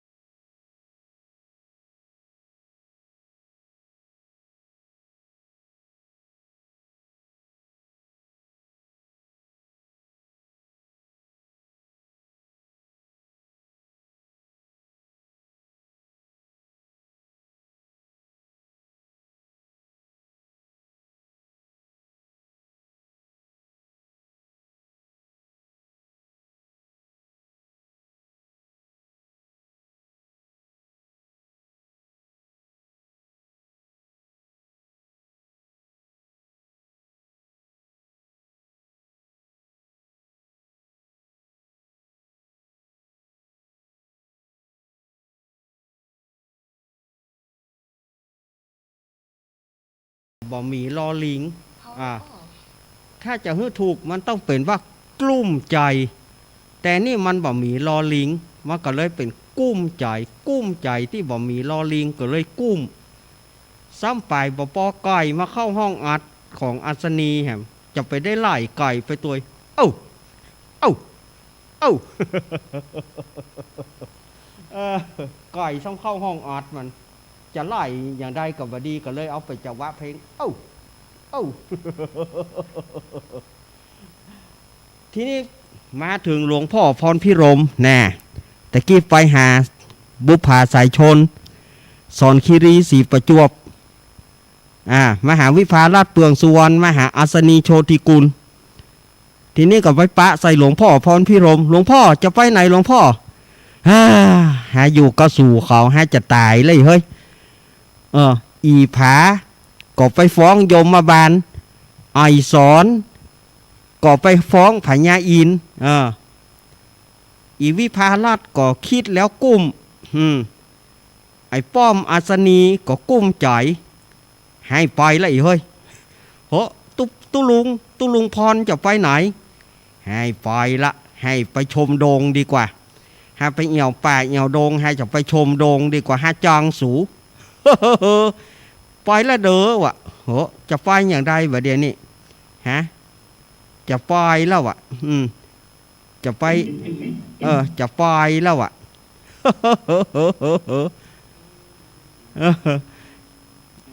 หาจะไปชมโดงดีกว่าหาก่ายสู่เขาไอ้นี่หลวงพ่อพรพิรมย์ว่านะ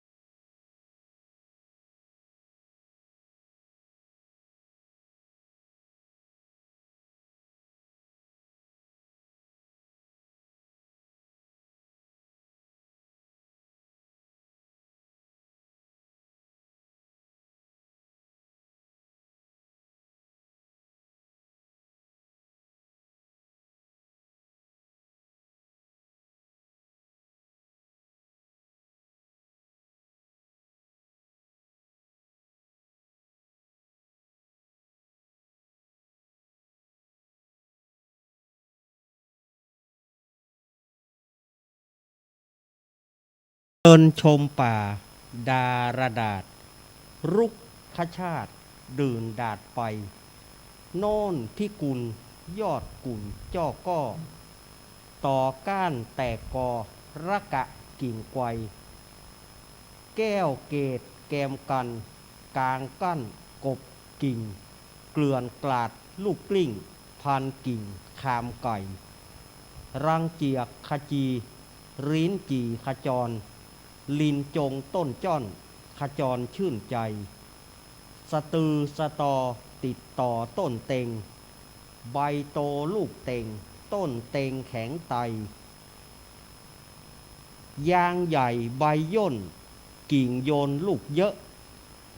ยางยืดย้ำเยอะลูกเยอะยางใหญ่กระทิงเที่ยวท่องเมียท้องแล้วทิ้งทุกแทนกระทิง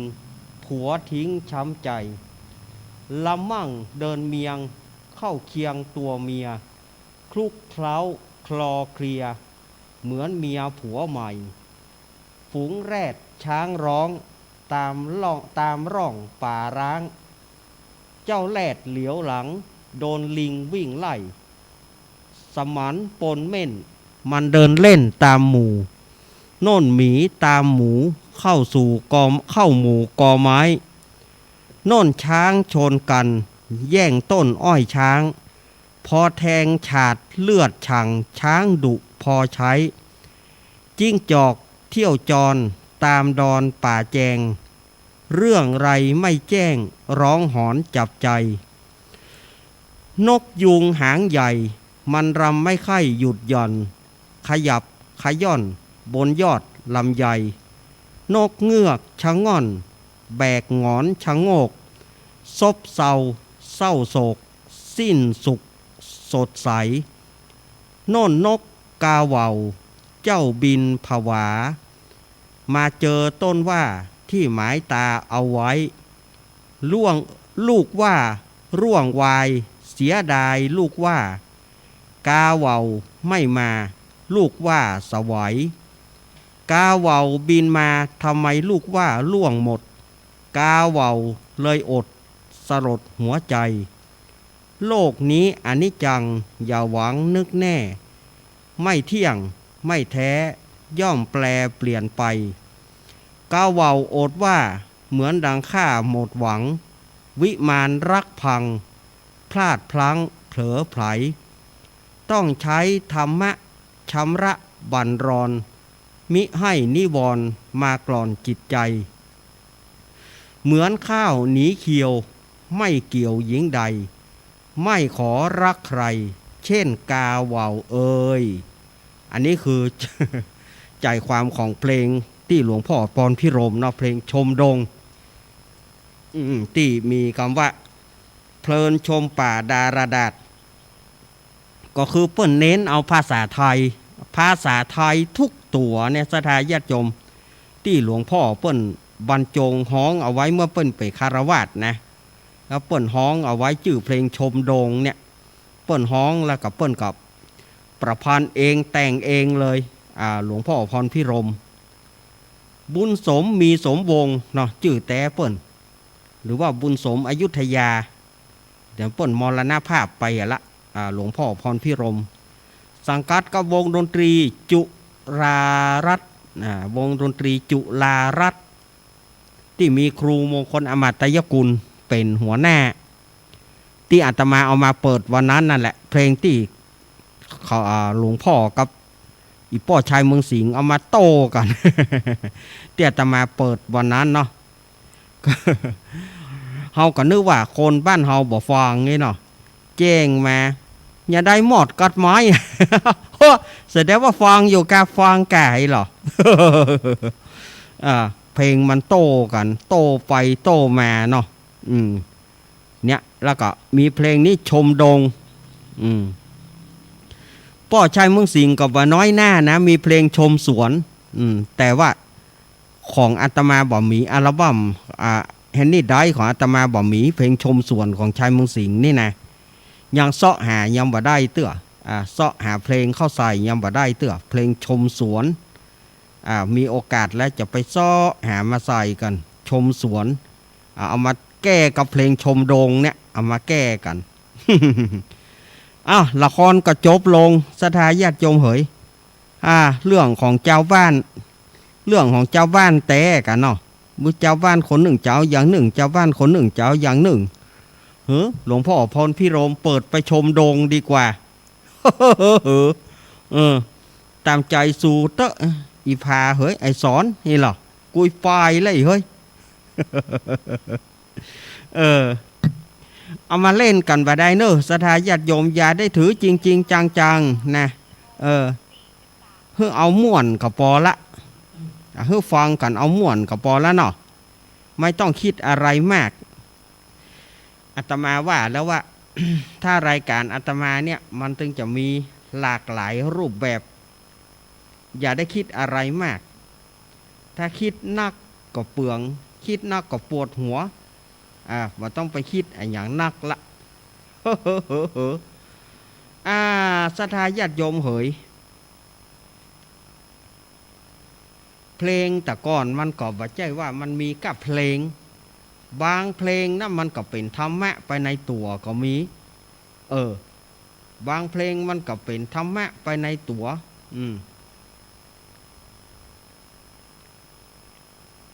อย่างเพลงนี้เปิ้นก็แฝงด้วยคติว่านกกะเว้ามาเจอต้นว่าก็คือต้นบักเกียงบักเกียงบ้านเฮาห้องต้นบักเกียงหน่วยบักเกียงนั่นนะลูกว่าก็คือบักเกียงนกกะเว้านี่มันเมาไปห้องมันเมาไปห้องไอ้บักเกียงนี่ก็สุกเนาะบักเกียงนี่สุกเพื่อมันเสี่ยงฤดูห้องมันแล้วปรากฏว่าตั้งใจจะมากินบักเกียงจะมากินลูกว่านี่นะจะมากินบักเกียงปรากฏว่าบักเกียงล่มไปบักเกียงหล่นไปหมดบ่ได้กินสักคำเมื่อมันห้องป้อเฮ้ยนี่นะบักเกียงกำลังเริ่มสุกลูกมันบอกมากินนี่ฝ่ายได้ยินก็มันยังมาว้าวอยู่นะมันยังหูตัวมันเตือนนะมันออกวิทยุมันอยู่ทางนอกห้องส่งว้าว มันเหมือนกันจะเยาะเย้ยว่าไปเถอะหาถุงกัว มันเมื่อบักเกียงสุกมันบอกมากินมันเมาหมายตาเมาไปห้องอยู่บ่ฮู้จักจบจักเสียงพอบักเกียงโลนเสี่ยงหมดบักเกียงล่มไปหมดแล้วมันแต่งโลนมาเหลือก็ต้นเป่าหน่วยบักเกียงบ่มีละก็เลย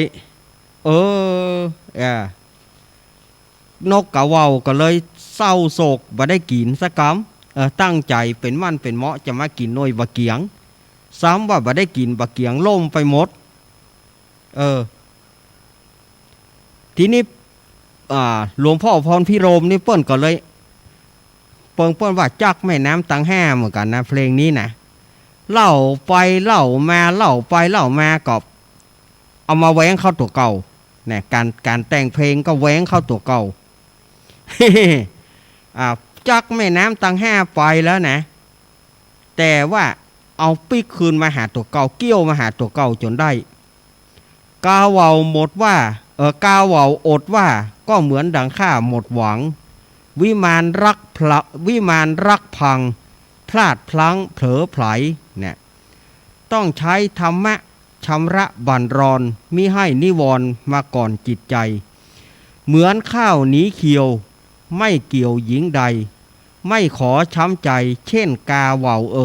นี่โหสุดท้ายก็เอามาปิกคืนมาหาตัวเก่าจักมาหาตัวเก่าจนได้หลวงพ่อเนาะหลวงพ่อเล่นได้ดีเนาะหลวงพ่อเนาะจักคืนข้าหาตัวเก่านะใจความของเพลงชมดงเพลงชมดงของหลวงพ่อพรพิรมเนาะเพลงนี้ก็เปิ้นเอามาบันทึกแถมเปิ้นเอามาบันทึกแถมครั้งหนึ่งบันทึกเตื้อเมื่อรูนนี่มันเป็นบันทึกกับดนตรีไทยบันทึกกับดนตรีไทยนี่บ่ม่วนเท่าใดแต่ที่เปิ้นบันทึกตอนที่เปิ้นอยู่กับวงของจุฬารัตน์เนี่ย เปิ้นอัดแล้วก็มีเสียงเปียโนเล่นแต้งแต้งแต้งแต้งแต้งก็คือครูมงคลอมตะยกุลครูมงคลอมตะยกุลเป็นคนเล่นเปียโนแล้วก็ชาญชัยบัวบางสอนครูชาญชัยบัวบางสอนเป็นคนเล่นแอคคอร์เดียนที่เล่นแต่นั่นน่ะน่ะคือการเล่นแอคคอร์เดียนของครูชาญชัยบัวบางสอนครูมงคลก็เล่นเปียโนไปมาเตือก็เล่นแบบชวัดเฉวียนเล่นเปียโนไปหลวงพ่อก็ฮ้องไปเขาถามโหทุกเจ้าฮ้องเพลงได้กับท่านอาจารย์เปิ้นบันทึกเสียงเมื่อปี2499แล้วเปิ้นเป็นเจ้าบ้านอยู่เพลงนี้ดังเมื่อ2499พ่อครูหลวงพ่อพรพิรมไปบันทึกเสียงเนี่ย2499เพลงนี้ก็ดังมานี่สถาญาติโยมว่าเพลงชมดงและชายเมืองสิงห์ก็บอกว่าปู่พรมันชมดงเขาจะแต่งเพลงชมสวนเอาโจรเลยเรียกว่าเอาให้มันเอาให้หลวงพ่อพรพิรมเนี่ยเอาให้ปู่พรตกอันดับเลยแต่งเพลงชมสวนขึ้นมาเสียดายอาตมาบอกมีนะเพลงชมสวนนี่นะของชายเมืองสิงห์แต่ก็มีจะเอาเปิดเอาโตกันนะม่วนดีนะ แต่มันบ่มีเสาะหาไปมันบ่มีแล้วก็มันบ่ได้โหลดใส่ตัวอีเตมันบ่ได้โหลดใส่มีโอกาสก็ซื้อได้ใหม่แล้วจากฮื้อเปิ่นโหลดเข้าใส่เพลงชมดงชมสวนต่อกันไปเลยนะนี่ก็สถาญาติโยมเปิ้นกระจายเพลงเนี่ยบางทีก็ลวดเป็นธรรมะมาก็มีอย่างเพลงของสวงสันติมันบ่แน่หรอกนายก็เอาคติธรรมนะเกิดเป็นคนมันดิ้นรนบ่หยุดโลกมนุษย์มันบ่แน่บ่นอนสิ่งแน่แท้ก็คือกองฟอนถ้าหากได้นอนแล้วบ่นายบ่แหนง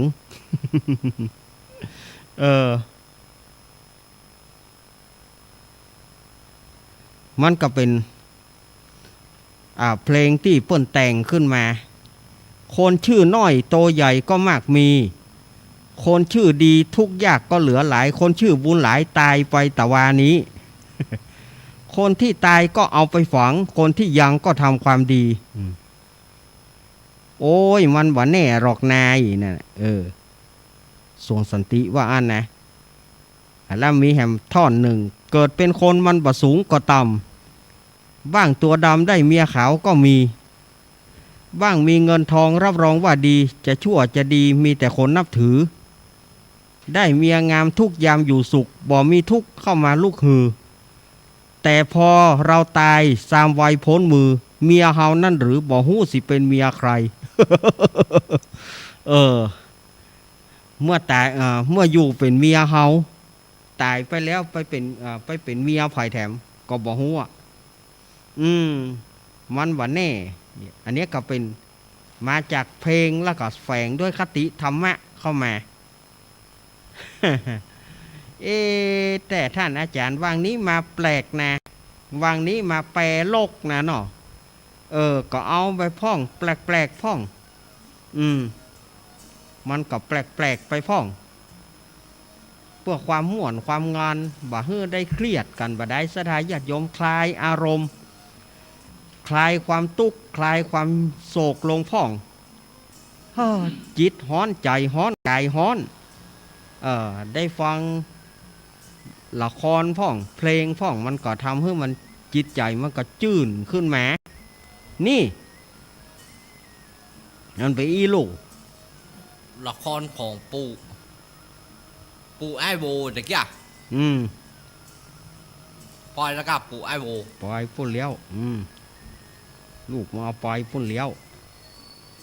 สวัสดีขอปอไอโวเดินทางปล่อยสวัสดีภาพนะครับปล่อยพุ่นเลี้ยว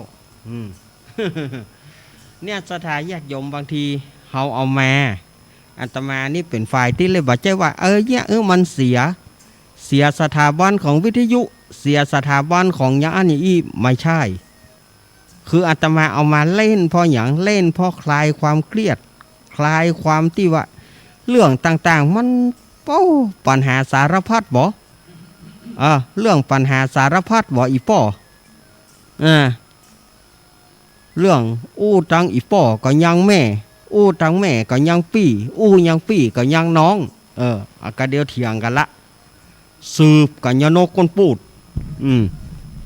เขามาฟังกันพ่องอย่างกันพ่องมันก็ทุเราเบาบางไปทุเราเบาบางจากอาการเครียดต่างๆเนี่ยคือมันบรรเทาไปพ่องมันจะบ่ได้คิดไอ้หยังมันจะบ่ได้คิดไอ้หยังเนาะอย่าคิดอะไรมากบางคนก็เน้นลักอาจารย์เน้นลักนี่นะความดันมันสูงมันเป็นโรคความดันโดยเป็นนี่เป็นแต่ว่าหูคิงอยู่ตลอดเวลา เป็นนี่เป็นความดันนี่ตึงบะเถียงไขมันเบาหวานเป็นครับแต่หูตัวอยู่ตลอดเวลาบ่ได้เสียสติสลงถามอย่างก็หูยิกก็เจ็บบิดก็เจ็บมันตึงหูเจ็บอยู่ก็คือหูอยู่แต่ว่ามันตั้งใจเอามาเล่นบ่ได้ตั้งใจเอามาเล่นกันบ่ได้ให้มันม่วนบ่ได้คลายความเครียดไปลาไปอันน่ะเจ็บคนเฮานี่ถ้าเฮาเครียดไปมันก็มีไอ้อย่างที่มันก็มีอย่างดีเครียดไปก็เดียวก็เหลวบางคนฟังวิทยุอยู่ดีๆบุบวิทยุตัวเก่าขว้างก็มีเพราะอย่างไปรำคาญพระเอกรำคาญตัวโกงว่ะไอ้ยังบ่หัวเตื้อบางทีมันก็อยู่ๆมันมืดขึ้นมามิ่งขึ้นมาฟันวิทยุตัวเก่าเอาแล้วสถาญาติโยมเหยเล่าไปเล่ามาเวลดก็แปลว่าหมดเวลาจะต้องอำลาสถาญาติโยมแถมแล้ว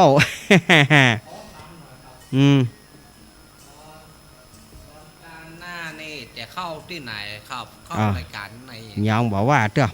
อมันเอาให้มันโป้นเป็นบอลกันมันบ่แน่สถาญาติโยมเนาะเฮาก็ได้ได้เล่าได้เล่นกันไปอาตมาขอสุมาเก้ากระผมขอสุมาต่อครูบาอาจารย์เตือกะมันเล่นผะเลอะผะเลยเล่นผะเลอะผะเจอะโยกขึ้นมันเหี่ยโตนครูบาอาจารย์เฮยโยกขึ้นมันเหี่ยโตนมันถึงจะละจะกวะมันถึงกะเสี่ยงตี้นะก็ดีอยู่เปิ้นเอาเข้าอยู่เปิ้นเอาเข้ารายการอยู่ ถ้ายกบาเท่าโยกขึ้นมันเหี่ยโตนมันถึงเป็นอย่างเงี้ยธรรมชาติของมัน จะไปถือไปตือกันครูบาอาจารย์บัณฑิตนักปราชญ์ผู้หูก็ขอสุมาอภัยโดยถ้าเล่นผะเลอะผะเจอะจะละจะกวะก็ต้องขอสุมาอภัยตัวเล่นเอาม่วนกันไปได้ถือว่าเป็นของแถมถือว่าเป็นของรางวัลกันแล้วกันเนาะก่อนจะจบนี้ขออ้างอิงเอาคุณพระศรีรัตนตรัยสิ่งศักดิ์สิทธิ์ทั่วฟ้าสากลโลกจงอภิบาลรักษาศรัทธาญาติโยมอันเป็นที่เคารพฮักอย่างยิ่งของอาตมาภาพเพื่ออยู่ดีมีสุขโรคภัยไข้เจ็บต่างๆอย่าได้มีข้อสำคัญโรคถ้ารักษาโรคได้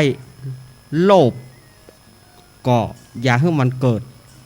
ที่มันเกิดมาตึงวันเนี่ยตึงโรคตึงโลภมันเกิดขึ้นมาก็ทำให้ยุ่งศรัทธาญาติโยมเฮาข้อสำคัญขออย่างเดียวว่าจะไปเพื่อมีโรคจะไปเพื่อมีโลภเนาะขอศรัทธาญาติโยมอยู่ดีมีสุขเหมือนกันทุกผู้ทุกคนนะอาภิวาตานาสี